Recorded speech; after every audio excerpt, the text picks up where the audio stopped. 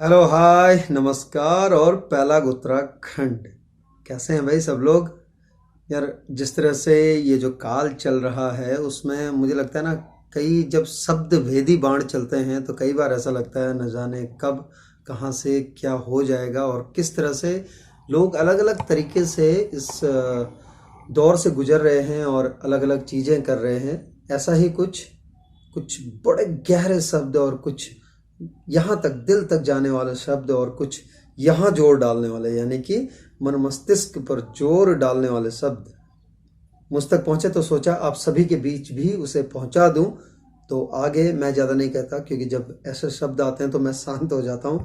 तो ऐसे ही कुछ शब्द लेकर हमारे बीच, यानी कि आप सभी के बीच में मैं लेके आ रहा हूँ एक क्लास 12th का स्टूडेंट जो कि आदर्श विद्यालय NIPVD राष्ट्रीय दृष्टि दिव्यांग जन सशक्तिकरण संस्थान देहरादून उत्तराखंड से हैं। 12वीं कक्षा में पढ़ते हैं। फिलहाल अपने घर यानी कि डिस्ट्रिक्ट चमोली में हैं। तो आइए सुनते हैं उनको और उनके गहरे शब्दों को कहाँ कहाँ मार करते हैं, वार करते हैं, ये सुनते हैं। तो अगली आवाज आपके बीच विकास चौधरी की। समस्त श्रोताओं को मेरा सादर वंदन। मैं विकास चौधरी। आज सर्वत्र विश्व में कोरोना के प्रचंड प्रकोप से विध्वंसकारी विनाश लीला का प्रादुर्भाव हो चुका है। यह प्राण भेदी विषाक्त व्याधि किसी भीषण हिंसक और निष्ठुर पशु की भांति नित्य निरंतर चीत्कार करती हुई सतत रूप से बढ़ती ही चली जा रही है। किंतु हम सभी को यह स्मरण अवश्य होना चाहिए कि पतझड़ परोक्ष रूप से सूचक है महंत वसंत के आगमन का।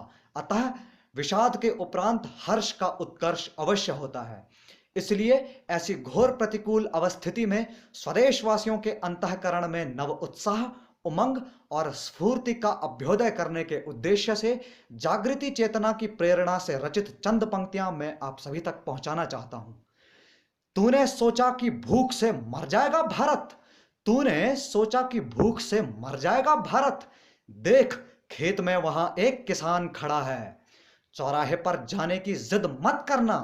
चौराहे पर जाने की जिद मत करना। वर्दी पहन, वहां भी एक जवान खड़ा है। इस देश को क्या बीमार करेगी ये महामारी।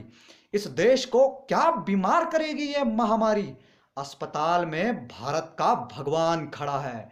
यहां तो सिकंदर ने भी टेक दिए थे घुटने। यहां तो सिकंदर ने भी टेक दिए थे घुटने। तेरे आगे तो सारा हिंदुस्तान खड़ा है। धन्यवाद।